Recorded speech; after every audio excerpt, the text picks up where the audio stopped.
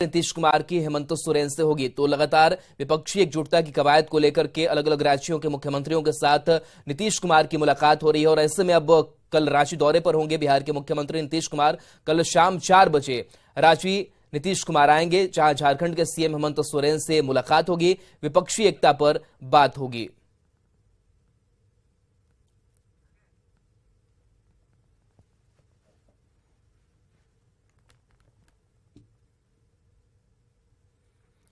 झारखंड विधानसभा अध्यक्ष रविंद्रनाथ महतो दल बदल केस में जल्द फैसला सुना सकते हैं। इससे झारखंड का सियासी पारा एक बार फिर से गर्मा सकता है। रिपोर्ट देखिए।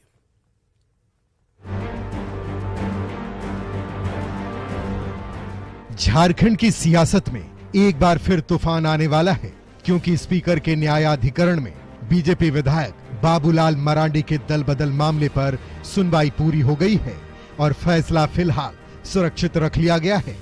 झारखंड विधानसभा के अध्यक्ष रविंद्रनाथ महतो ने न्यूज 18 से खास बातचीत में कहा कि वो कानूनी विशेषज्ञों से मशविरा ले रहे हैं और उनकी कोशिश होगी कि जल्द से जल्द फैसला सुना दें।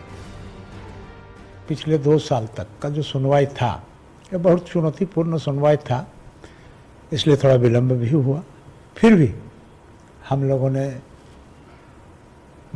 एक सदस्य माननीय बाबूलाल मरांडी जी का सुनवाई संपूर्ण करके उसका जो क्या संभव है कि 10 मई तक ये सुनवाई करके उसको रिजर्व रखा।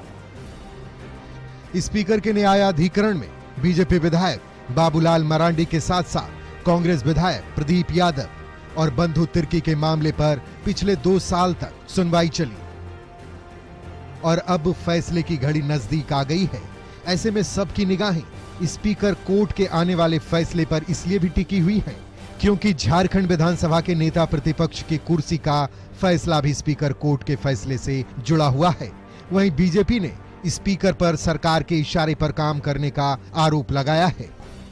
जो किए हुए काम से ऐसा महसूस कर रही है झारखंड की जनता कि कलम उनका है, कागज भी उनका है, लेकिन लिपि सरकार के द्वारा बताई गई। स्पीकर कोर्ट का फैसला क्या होगा, ये तो फिलहाल कोई नहीं जानता, पर फैसले से पहले ही विपक्ष के हमलावर रुख ने आने वाले सियासी संग्राम की ओर इशारा जरूर कर दिया है। संजय सिन्हा, न्यूज 18, रांची। रांची में कांग्रेस की मीटिंग के दौरान अचानक बत्ती गुल हो गई। फिर तो मंत्री आलमगीर आलम से लेकर कांग्रेस के नेता और कार्यकर्ता तक पसीने से तरबतर हो गए।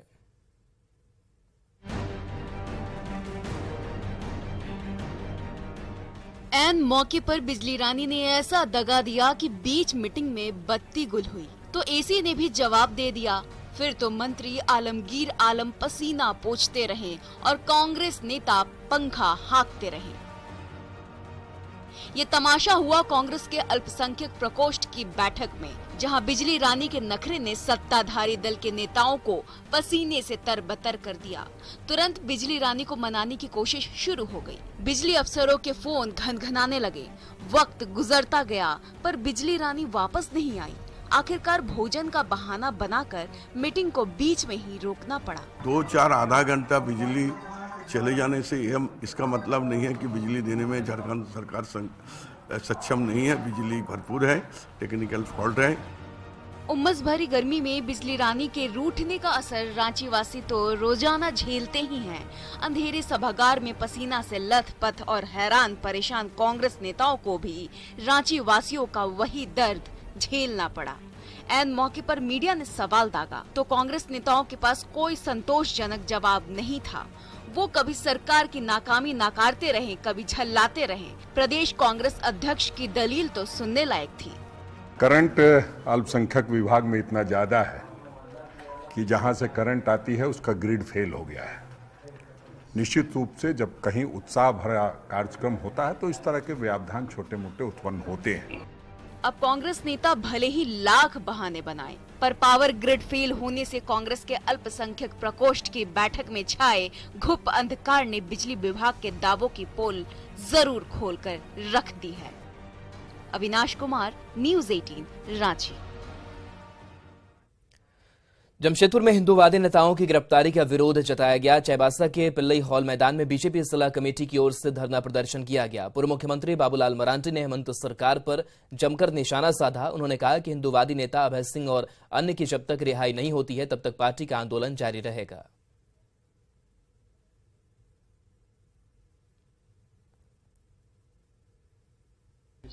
उनको भी गिरफ्तार करके अंदर किया। अभय सिंह से कोई लाता नाता भी नहीं था उनका भी, वो घर में सोए हुए थे। 10 तारीख को 3 बजे भोर में उनको उठा दिया और थाना के हाजत में कर दिया और उनके ऊपर मैंने रेप और मर्डर केस छोड़ करके बाकी सभी धारा दफा लगा दी। तो भाई इस प्रकार की कोई पुलिस अगर अत्याचार करती है, जुल्म करती है, तो इसका तो विरोध होगा ही। रांची के हनुमान मंदिरों में हनुमान चालीसा का पाठ करके वीएचपी ने कांग्रेस पर जोरदार निशाना साधा। हिसल में आयोजित हनुमान चालीसा पाठ कार्यक्रम में पार्टी नेताओं ने वीएचपी की तुलना पीएफआई जैसे आतंकी संगठनों से करने की कड़ी निंदा की। साथ ही वीएचपी को धार्मिक और सामाजिक संगठन करार दिया। ज्यादा जानकारी दे रहे हैं न्यूज 18 संवाददाता संजय सिन्हा।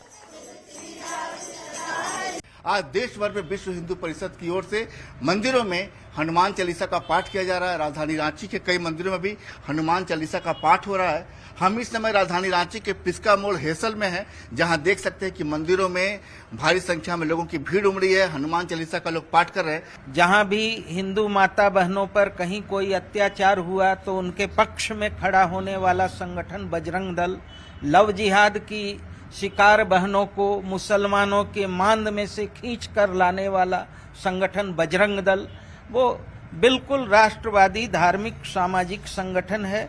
इस संगठन की तुलना पीएफआई जैसे संगठन से, आतंकवादी संगठन से करना हम लोग के बचपन का हिस्सा है हनुमान जी, और इसका प्रचार प्रसार हम लोग सब लोग मिलजुल कर करेंगे और इसको हम लोग कभी नहीं छोड़ेंगे। और हनुमान जी का विरोध करने वाले का हम लोग विरोध करेंगे। हम लोग के स्कूल कॉलेज में ये शुरू से संस्कार सिखाया जा रहा है। कल ही तो एक प्रोग्राम हुआ है स्कूल में, मेरा छोटा बच्चा है 5 साल का, उसको हनुमान चालीसा याद करने के लिए होमवर्क मिला है। कौन ताकत होता है किसको रोकने वाला? हनुमान जी का हम लोग पाठ नहीं करेंगे। हम लोग इतना घर घर जाकर पूरा ये प्रचार प्रसार करते हैं, हर जगह हनुमान चालीसा का पाठ करवाते हैं, कोई नहीं रोक सकता। जिस तरीके से राजनीति में भगवान श्री राम के बाद अब हनुमान जी को घसीटा गया है, उनके नाम का विरोध हो रहा है। हनुमान जी को धारा कहा जाता है, ये एक नाम, एक धारा का नाम है, कोई इस पर फुल स्टॉप नहीं लगा सकता। कैमरामैन संत के साथ संजय कुमार सिन्हा, न्यूज 18 रांची। गुमला पुलिस ने किशोरी से गैंगरेप के आरोप में एक नाबालिग सहित 2 आरोपियों को गिरफ्तार कर लिया। यह सनसनीखेज वारदात रायटी के सुरसांग थाना क्षेत्र में हुई। गांव में विवाह समारोह में शामिल होने गई किशोरी को 3 अपराधियों ने अगवा कर लिया और सुनसान जगह पर ले जाकर गैंगरेप की घटना को अंजाम दिया।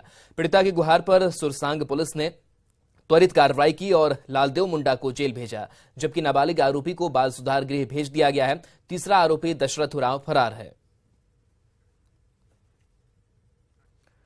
रांची के उरमांझी में प्लास्टिक फैक्ट्री में आग लगने से कोहराम मच गया। आग इतनी भयानक थी कि उसकी ऊंची ऊंची लपटें कई किलोमीटर दूर तक दिखाई दे रही थी। इस फैक्ट्री में प्लास्टिक के कई सामान बनाए जाते थे। इसी दौरान अचानक आग लग गई और वहां अफरा तफरी मच गई। जब तक कोई कुछ समझ पाता तब तक आग में सब कुछ राख होने लगा। पूरी की पूरी प्लास्टिक फैक्ट्री ही आग में धू धू कर जलने लगी और लाखों का सामान राख होने लगा। थोड़ी देर बाद फायर ब्रिगेड की टीम पहुंची और आग पर काबू पाया जा सका।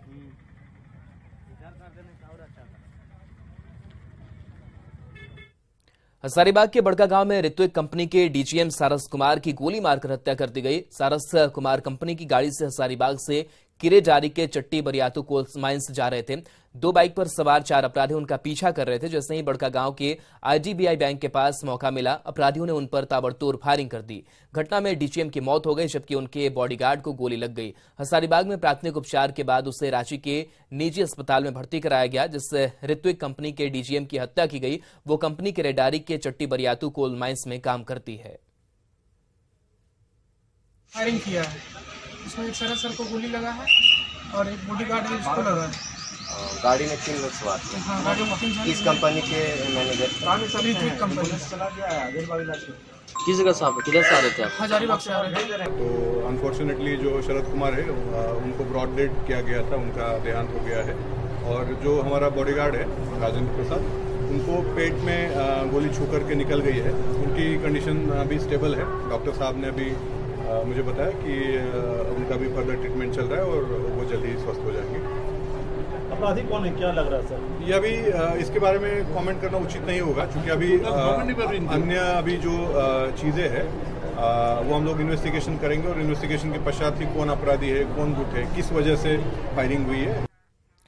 रांची पुलिस ने अमित दास हत्याकांड का खुलासा करते हुए 3 आरोपियों को गिरफ्तार कर लिया। यह सनसनीखेज वारदात 2 मई को तमाड़ में हुई थी। जमशेदपुर के अमित दास मोटी रकम लेकर अफीम खरीदने तमाड़ आए थे, जहां पैसे के लालच में सत्यजीत पाठक ने 2 दोस्तों के साथ मिलकर अमित दास की हत्या कर दी। अमित के साथ आया उसका साथी भी उसका शव सड़क पर छोड़कर भाग गया। रांची पुलिस ने मामले की जांच शुरू की। 1 लाख रुपए कैश के साथ 3 अपराधियों को दबोच लिया। चेंज किया गया और आगे जब इसमें पूछताछ किया गया तो पता ये चला कि सत्यजीत पाठक ने अपने 2 दोस्त राजेश लोहरा और विपिन। जमशेदपुर पुलिस ने गली मोहल्ले में छिनतई करने वाले शातिर गैंग के 6 उचक्कों को गिरफ्तार कर जेल भेजा है। इनमें फरार आरोपी बबलू कुमार और जसप्रीत सिंह उर्फ रॉकी जैसा कुख्यात अपराधी भी शामिल है। इन सभी आरोपियों के खिलाफ अलग अलग थानों में कई केस दर्ज हैं। इनके पास से 13 मोबाइल, बाइक और पर्स मिला है। घटनाओं में इनकी संलिप्तता सामने आई है। जो मोबाइल, जो चैन और जो पर्स छिनतई हुई थी उसकी रिकवरी भी हुई है। 2 अलग अलग बाइक से ये लोग जो शहर में घूम घूम करके महिलाओं, खास करके वैसी महिला जो अकेले कहीं जा रही हैं, उनसे पर्स, मोबाइल या चेन स्नैचिंग करते थे और दोनों बाइक भी रिकवर किया गया है। इनके पास से कुल 13 मोबाइल की बरामदगी की गई है और ये लोग मोबाइल जिस दुकान में दे करके उसका लॉक तोड़वाते थे और उसको आगे फिर बेचते थे, उस मोबाइल दुकानदार को। झारखंड के पुलिस थानों में पेंडिंग पड़े केस से जल्द सुलझेंगे और पीड़ितों को समय पर इंसाफ मिलेगा। यह संभव होगा कोर्ट और पुलिस के बीच सेतु बने सीपीएमएस के जरिए।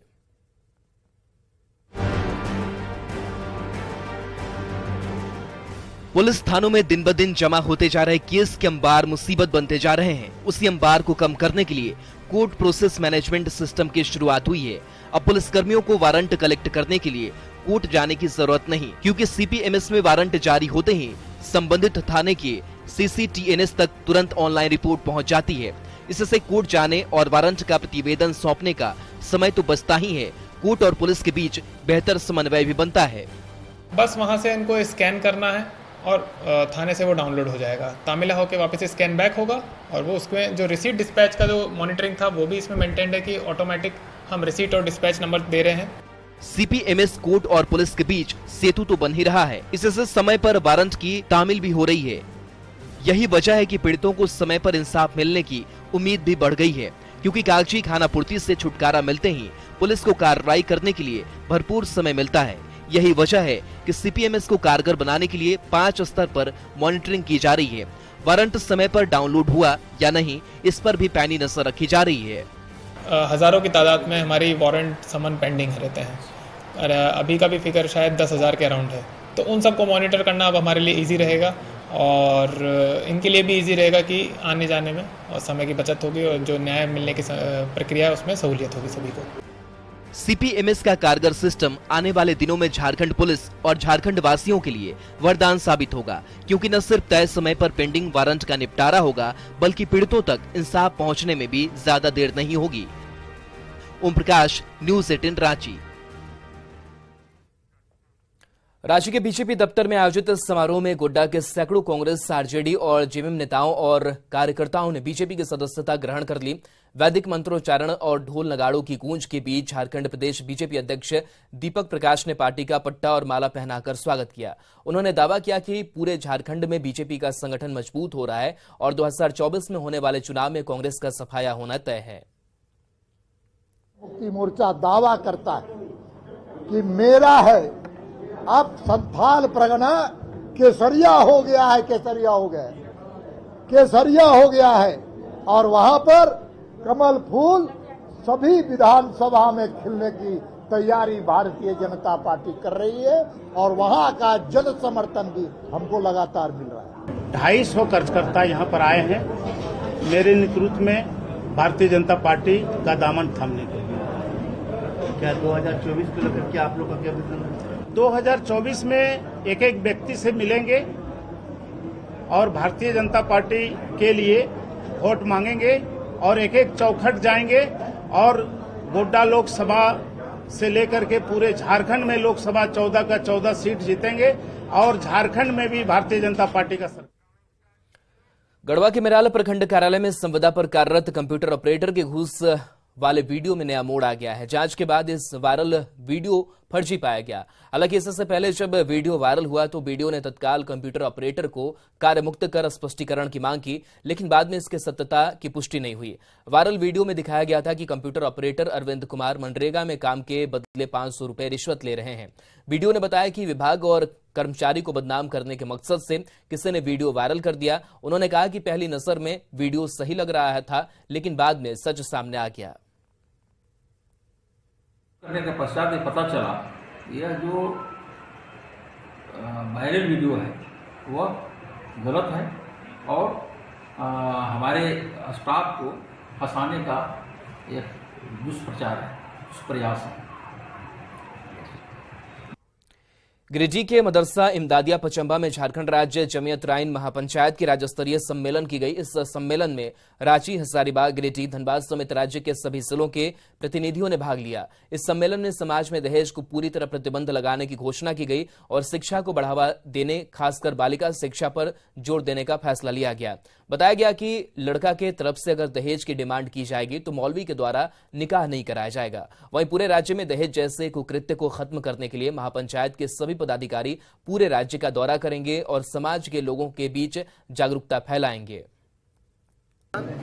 और बच्ची का तालीम हो और शादी हो, इसके लिए हम लोग आज यहाँ बैठे हुए। कहाँ से आप लोग आए? हम लोग पूरे झारखंड का है, होसिल है, चतरा, रांची, जोरी, हजारीबाग, आपका रांची, डोंडा है, लेक रोड है। साथ इसमें जो एजेंडा है हमारी लड़कियों की जो शादी से मसले हैं, जो दहेज से मसले हैं, जिसके कारण दहेज का जो प्रचलन चल चुका उस पर रोकथाम पे काम हो रही है। लड़का लड़कियों पे जो तालीमी इदारा है उस पे काम हो रही है।